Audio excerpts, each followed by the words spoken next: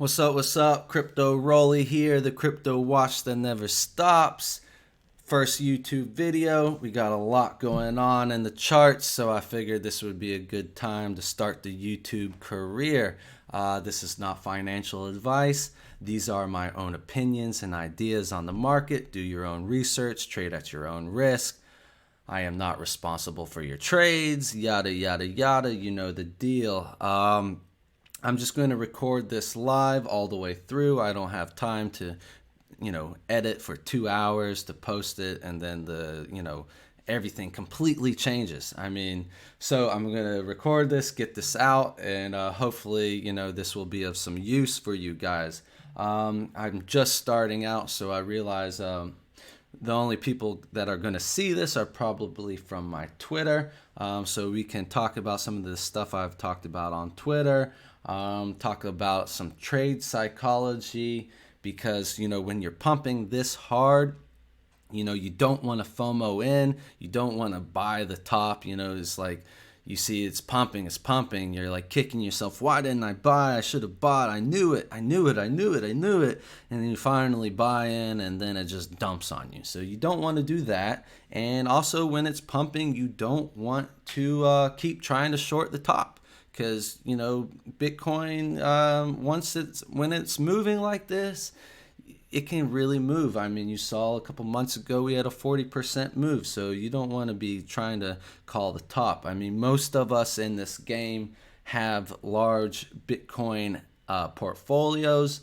Yes, I'm trading on margin with leverage, but if the price of Bitcoin keeps going up, I'm a happy guy. I don't really need to trade on margin at that point, because my portfolio is growing. So I don't want to lose all my profits because I'm trying to short it. And then another reason I don't want to call the top right now is because things are looking bullish. And as I just said in my Twitter, follow me, Crypto Rolly. In a bear market, look for shorts. In a bull market, look for longs. When you're in a downtrend, you want to short the bounces. Maybe if you long, it's just going to be a short scalp, but you don't want to be trying to call bottoms when you're in a downtrend. Well, in an uptrend, you don't want to be calling tops. If you're going to short, it's got to be just a scalp. But really, you just want to focus on longs. Might be a time to switch our bias. Why should we be thinking about switching our bias? Well, I'm going to show you guys. All right, so starting out on the weekly, I've been talking about the 100 EMA for a while. This is the red 100 EMA here. 2018, we held on as support for a majority of 2018. Once this finally broke, we closed below, we dropped hard. I'm sure everyone knows, if you were in the space, it was a crazy week or two there. So yeah, as soon as we closed, we dropped down to the 200 EMA, this light green, and then we made our way to the pink 200 simple. So here was looking very similar to here. We were hanging on to the 100 EMA for dear life. I was like, if we close below here again, I think we'll make our way down to 5,500, where the light green EMA is, or even 5,100, where the pink simple moving average is. But we got a bounce, and not only did we get a bounce, but we are currently trading above the yellow 21 EMA. When you're looking at the weekly, the yellow 21 is pretty important. In this bull trend, you had support, and then when we crashed, it was resistance. Once we broke above it, it was bull market, right? So now we are looking to trade above it and possibly close. It's very early in the week, but the yellow 21 EMA is at 81.87 currently. This is a Bitstamp chart. We are trading at 83.89. So by end of week, if we close above the yellow 21 EMA, This could be very good news for all the moon boys and bulls in the building. Even the little moon boy in me. I mean, I love Bitcoin. I mean, I've been talking about shorts because, well, we're in a downtrend, and when you're in a downtrend, you want to look for shorts, right? Well, if we close above the yellow 21 EMA, I mean, that's pretty damn bullish. I like to look at the weekly, the daily, the 12-hour, the 4-hour. I don't really go much lower than the 4-hour because you can get faked out pretty easily. So that being said, yes, I am starting to rethink my position. I don't want to continue shorting the move. My BTC bags are just gaining USD value right now. I don't want to lose all of those gains being a stubborn bear shorting. Okay, I've learned my lessons doing that stuff, and the reason I'm able to do these videos is because I have made a lot of mistakes, so I can share those mistakes with y'all, and hopefully we can all learn. Let's take a look. I want to show you the EMA MA on the daily because something big happened today. We closed above the 200 EMA here. That's the light green EMA. We closed above it. As soon as we closed above it, we popped off. That's because a lot of bots, are set up to follow these type of indicators. Institutions, large players, they have bots. They're programmed to different types of indicators.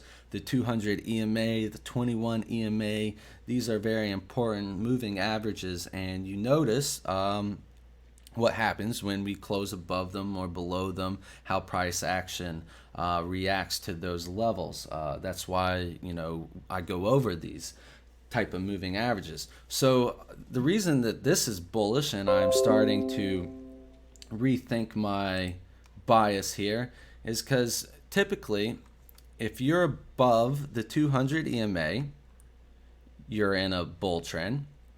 If you're below it, you're in a bear trend. All right. So yes, we did get a close. To maybe confirm this, we're going to want to see an open and close. So we close. Now let's get another open and close above it. And yeah, I mean, it's looking pretty good. However, if by end of week, oh no, sorry, I'm on the daily. By end of day, if this, if we just drop and this closes below it, well, I'm looking for more downside action, unfortunately. But as long as we, keep closing above it, it's looking bullish to me. So yeah, this rally here is a bit parabolic. It feels overextended. If you look at the RSI, we are now reaching overbought. So is a pullback likely? I mean, a pullback would be likely to happen sometime soon here. I would not be surprised. It would be healthy. Maybe a resistance turn support flip would be good for Bitcoin. But when it's pumping, it can stay overbought. People all the time, oh, it's overbought, it's overbought. It doesn't mean anything. If Bitcoin wants to pump, it's going to keep pumping. So I wouldn't use that metric only to form your opinion. It's, all of these indicators. You want to look at like a lot of things, and if a majority of your indicators are saying bullish, then maybe, you will take the long. But if they're 50-50, it's not really a good time to enter a trade, in my opinion. It's like gambling, 50-50 flip. But yeah, so like I said, we can stay overbought. Look at here. When we're in a bull market, actually, it's quite often we do stay overbought. Look here. Boom, boom, boom. So, we're only reaching it right now. So I wouldn't use that solely to say, all right, it's time to sell. Also, now that I have the Stokes up, we're headed straight up here, and we're not up in this region yet either. So there could still be room to keep going. I think, it would make sense at some point to slow down and consolidate. But we'll get to that point. Right now, we're just moving too quick. I'm currently not in a margin trade. Of course, I'm always holding BTC, so I'm happy to see the price go up. I don't want to be too quick to call a top here. So looking at the MAs, we're above the 200. If you look at the 4 hour, yesterday I was pointing out that we had a golden cross. That's when the 50 crosses the 200. It's not the 100 and the 200 or the 50 and the 100. I mean, those may be bullish or bearish depending on the direction. But if it's going to be a golden or a death cross, it's got to be the 50 and the 200. Well, on the 4 hour, we had the orange 50 EMA cross over the light green 200 EMA. So that happened, and we got a pump. You can see also that we use the 21 EMA here as support, and currently using the 10 simple as support. Going a little parabolic right there. 4 hour is overbought. The Stokes have been just hanging out up here. There's no bearish divergence yet on the 4 hour at least. So, like I say, I don't want to be calling tops. I'm not just going to blindly jump in and FOMO either. If you caught this bottom somehow and you held on, then, for you, maybe you caught a trade here.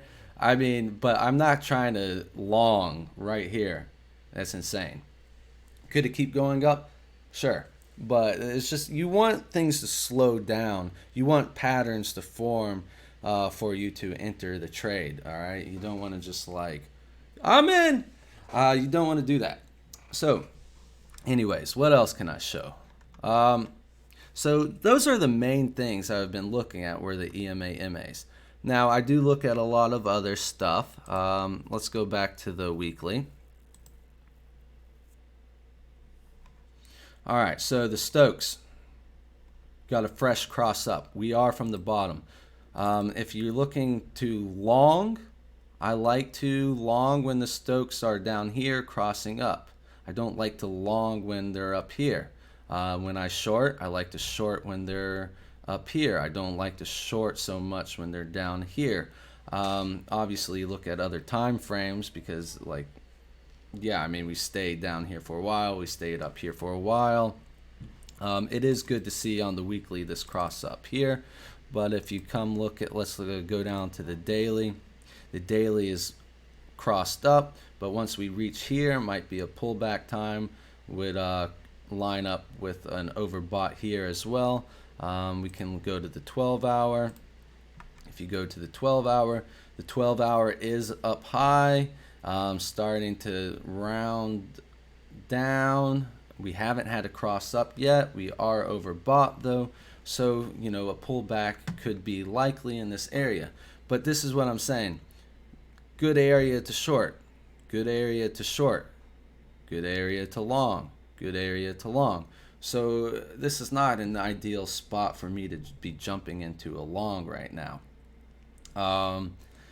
Let's see. Let's go to the 4 hour. Let's take a look at the Stokes there. Yeah, so the 4 hour was just sitting up top. So yeah, at some point this has got to come down. And when this starts coming down, you'll see our pullback, okay? But I'm not really looking for shorts anymore because of the bullish stuff I showed you with the 4 hour golden cross. I showed you the daily 200 EMA we are now trading above, which is bullish, and on the weekly we are above all moving averages. So with all that being said, I'm looking for longs. I'm looking to buy pullbacks possibly. Now if we just drop hard, no, I'm not going to try and buy that pullback. I'm not trying to catch falling knives, as they say. We can look at the Bollinger Bands as well. Bollinger Bands are, often similar to the moving averages. In fact, the middle Bollinger Band is the 20 moving average. I already got the 4 hour here, so you can see we're just riding on top. I mean, as long as we're above the upper BB line, I mean, that's pretty bullish. Otherwise, yeah, once you know, if we come down and test this, maybe that would be a pullback zone. You can see how we used it as support. You can see how it was used as resistance. Once we broke above it, you know, it was bullish. So typically with the Bollinger Bands, when you're in this zone, it's bullish. When you're in this zone, it's bearish. All right. That's just a simple way of looking at it. Let's look at the weekly maybe. So yeah, all right, so look, this is good to look at. On the weekly Bollinger Band, we are currently hitting the middle BB right now. So this might be the pullback zone. But again, I'm not trying to call tops here. Shorting and a move like this is meant for scalps. But, you know, look, we used it as support. We broke through hard. We hit it, it was resistance. Right now it's resistance again. So if you're trading on the weekly time frame, if we started trading above the middle BB, that would be pretty bullish. All right, let's look at the 3-day. 3-day, we just hit the top band, which is also why we're, you know, stalling out right now, but we are trading above the middle BB. The 1-day, we are trading above the upper BB, so yeah, that's pretty bullish. Not surprised by that. Let's go back to the weekly, and another thing I like to look at would be the Heikin Ashi. The Heikin Ashi, we have a green Heikin Ashi. The Heikin Ashi is just a different candle pattern, form, candlestick. I don't know the correct terminology sometimes, you know. I'm just a trader, you know what I mean? But I do know that when these things turn green, they stay green for a while, and when they turn red, they stay red for a while. Look, if you use the weekly Heikin Ashi and you bought here and you didn't sell until you had a red one, look at that gain. I mean, from here to there, say you sold there, that's 178%. So the Heikin Ashi is actually a really good thing to look at for trends, and we are currently putting in a green one. I want to go to the monthly real quick. So the monthly is still red, but you have a wick on both sides, and when you have the wick on both sides, sometimes that's indicative of a reversal. So this could turn into a green one by end of month. Now let's go to the 3-day. 3-day Heikin Ashi is green. I'm sure the next ones are green, green, green. And guys, does this not look like an inverse head and shoulders now? I mean, I thought it kind of did. People are arguing it's not because it had this downward slope. You wanted more of a horizontal neckline. But, I mean, how is this not a horizontal neckline, like right here? Let's see. You know what I mean? Like from here to there. Oop. Left shoulder, head, right shoulder. I mean, whatever. I'm not going to argue about patterns. Patterns, I look at patterns, but, you know, patterns aren't reliable sometimes. I mean, they can be, but I focus more on the horizontal support and resistance and some other stuff. But yes, 12-hour Heikin Ashi, bullish, 4-hour, bullish. So there's no reason to be shorting right now if you're using the Heikin Ashi. Now, let's look at some drawing tools. Okay, so I've been over the EMA, MA. I went over the Bollinger Bands. I looked at the stochastics. We kind of looked at RSI. You know, let's look at the drawing tools. Let's look at our falling channel. I'll switch back to the regular candles. All right. Let's zoom out on the daily. So talking about horizontal support and resistance, you can see this green line here. It acted as resistance here. We came up, it fell through, but then we got back above it and we took off. All right, here was support, right? Here is resistance. We're now above it. Now we need to see this as support again. All right, you can draw, and this is why sometimes drawing tools aren't so reliable. You can redraw trend lines to fit, like, oh, it didn't work out, you just move the trend line. So I mean, I don't know, it's kind of subjective. So anyways, this was my original, this red line, this was my original downtrend. We had touch, resistance, touch here, and when we were here, I was like, okay, not only do we have a resistance line here, but we have the resistance line here. This would make sense for a pullback right here, but we just blew right through it. Okay, well, we can also draw this trend line from this touch down to this touch, and if you extended that, your next resistance line would be here. We haven't reached that. That's coming in around 8,600. So is that where we top off? It's a possibility. I don't know, guys. I mean, what I'm thinking, if this is going to continue to be bullish, is we like top out here temporarily, or maybe we top out here and we come back down, use this as support, and then we break through here finally. And if you keep zooming out, let's just go to the weekly, possibly that would be better. A lot of people have these lines drawn. Two touches isn't so reliable. Ideally, you want 3 touches on a trend line for that to be more reliable. So we only have 2 touches here and 2 touches here. But, these things tend to line up. So it's good to put them there just in case. So this looks like a potential bull flag. Flat, you know what I mean? Flag, symmetrical triangle. So if we are able to break this trend line, I mean, that could be the signal to go much higher. This purple line here, this vertical line, this is the halving, okay? And I have this on my radar because typically after the halving, price increases. Typically, we've only had 2 halvings, so the past 2 halving, yeah, the price has increased afterwards. So people are assuming that it will happen again, and hopefully it does for all of us Bitcoin hodlers. But anyways, I'm keeping it there because if we do get rejected here, excuse me, let me get some water. If we do get rejected here and we come back down this way, I'm looking for potential support down here in the low 6,000s.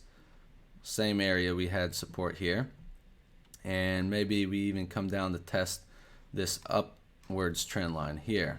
So I was thinking we could possibly, in the next month or two, come down, spend some time in here, and then bounce off of this, which also lines up, if you look at it. It also lines up with our 200 simple moving average. It would come in, if it kept going this way, it'd come in around here. Maybe we bounced off this area, and then after the halving, make our way up and hopefully continue onwards. So those are the major trend lines at the moment. I'm not really looking short term right now. I'm trying to look at the bigger picture. Like I say, I'm not going to enter a trade right this minute, so I don't need to zoom in too much. I've been talking for a very long time. What else can I say before I leave you guys? Oh, the open interest. I wanted to show you guys this open interest thing. Basically, I was saying it was hard to feel macro bullish, the past week or a few days even, because here's the thing. When open interest increases, that shows the strength of the move, all right? So in our, Where did it go? When we were trending down, you can see that the open interest was growing, right? That shows you the strength of that move, the strength of the bears. But every single time that we pumped, the open interest dropped. So again, here we're pumping, open interest is dropping. So ideally you want to see if it's a bull market. In the bull market, you're going to see the open interest growing as price grows. Right now, I'm not seeing that.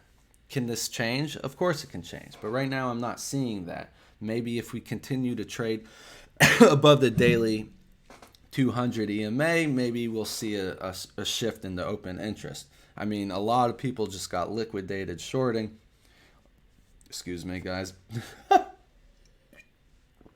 So, maybe this will change. Maybe people switch their bias. I mean, I'm starting to switch my bias myself. So keep your eye on the open interest. This is just one metric.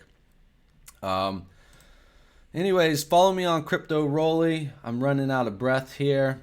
I'm starting to forget what I even talked about. I'm not used to doing these videos. It's been about 26 minutes. Anyways, guys, this is not financial advice. I plan on doing many more of these videos. I'm not going to be able to get every little detail in every single time. I don't want this to be an hour-long thing. So thank you guys for watching. Subscribe, share with your friends, like, notifications, whatever. All that good stuff. I do these videos for myself just as much as I'm going to be doing them for you. The more that I'm on top of my Twitter and my YouTube videos doing analysis, the more in tune with the market I'm going to be. So I definitely look forward to doing these, and I look forward to building a community with everyone. And so, I do appreciate the early the early develop? No, I don't know, man. See, I'm running out of breath. Brain power draining. My name's Crypto Rolly. What is the word I'm looking for? It's same with Bitcoin. It's early adopters. Yes. So if you're a Crypto Rolly early adopter, shout out to you guys. Look, I only have 326 followers on Twitter. Probably only going to get like 50 views on this YouTube, but whatever, man. We're going to grow. You got to one step at a time, guys. Anyways, I'm out. Good luck trading.